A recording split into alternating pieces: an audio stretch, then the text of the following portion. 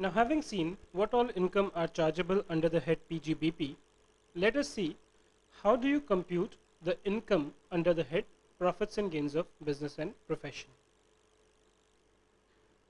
Now, I am just reading out this particular portion. Please pay attention here. The profit and loss account or income and expenditure account. So normally, whenever you have any assessee, what will happen is that he would always prepare a profit and loss account under the accounting laws or an income and expenditure account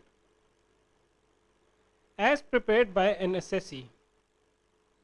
So whatever account he prepares is adjusted for various allowances, disallowances under the provision of the IT Act.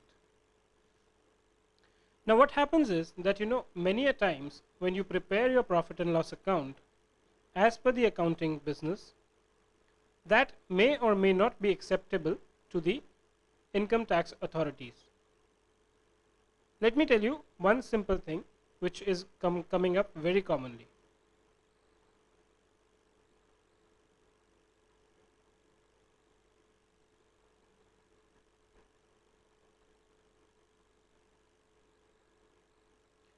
Let us say the assessee prepared his profit and loss account. He showed a profit of 100 and he said depreciation of 20. He showed profit of 80. Let's say this is not profit, this is income.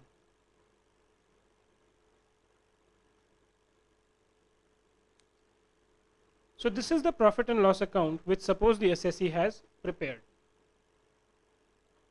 Now what normally happens is that if suppose he has claimed rupees 20 as expenditure for accounting purposes, under the income tax law, depreciation is normally different from what is there under the accounting laws. Depreciation under the Income Tax Act is normally more than what is allowed under accounting rules. So suppose the depreciation was 30. So what I do is that I will take, in order to compute what is the amount of tax payable, I will show my profit as 80, which is this number. Then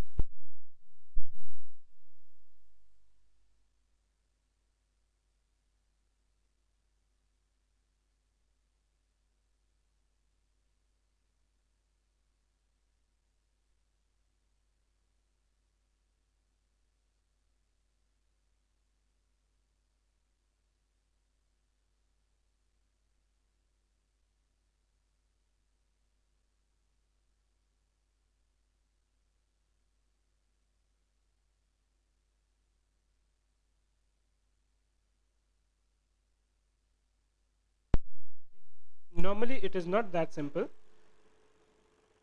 and how these adjustments work and all is something which we are going to see as we discuss things in more detail. But the idea behind telling you about this was to tell you that there are adjustments which one has to make as per the Income Tax Act.